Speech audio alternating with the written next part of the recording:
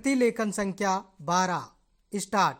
अध्यक्ष महोदय, जिस भावना से मैंने यह बिल पेश किया है उसको विरोधी पक्ष के लगभग सभी सदस्यों ने एक मत से महसूस किया है कि देश में बेकारी की जो समस्या है वह एक भयंकर समस्या है और उसके कारण हमारे देश का विकास चाहे वह सामाजिक हो, आर्थिक हो या सांस्कृतिक रुका हुआ है और ऐसी स्थिति में हम आगे बढ़ नहीं सकते हैं।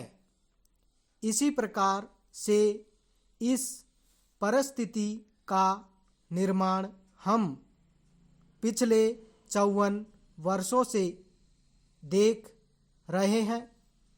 मंत्री महोदय ने यहाँ पर अभी कहा कि राष्ट्रपति इस काम को नहीं कर सकते हैं क्योंकि वह उनके अधिकार के बाहर है।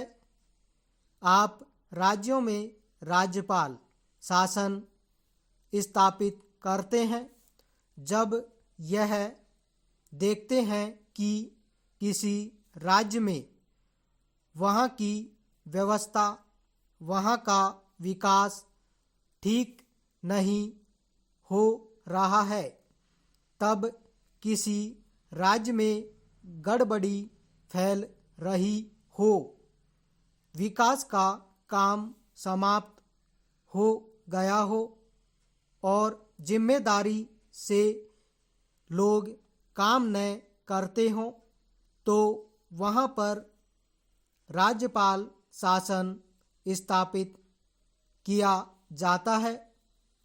ऐसे बहुत से उदाहरण हमारे देश में मौजूद है।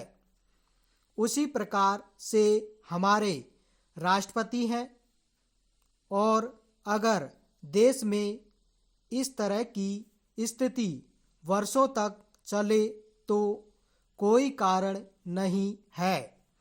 आपात के रूप में राष्ट्रपति इस देश की सुरक्षा के लिए, इस देश की उन्नति के लिए जिम्मेदारी अपने हाथ में न ले सके। हमारे भाइयों ने बहुत से उदाहरण दिए हैं कि राज्यों में संयुक्त सरकारें नहीं चली, लेकिन उसके पीछे राजनीतिक हथकंडे थे।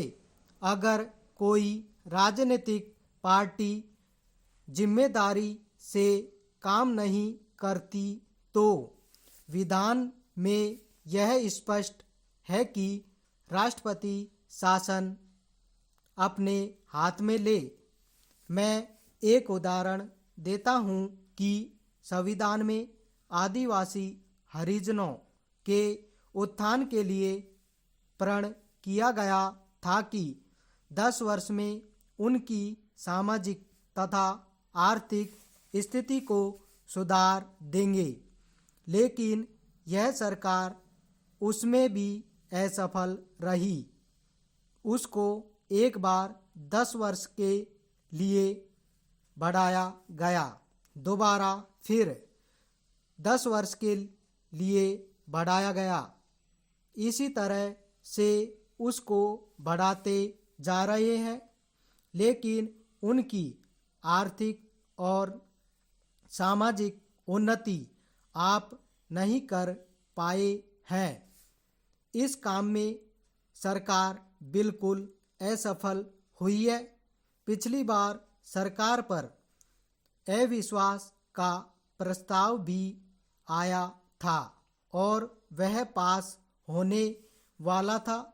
इसलिए मेरा कहना है कि हमारे देश में यह जो बेकारी की समस्या है वह एक बहुत ही भयंकर समस्या है।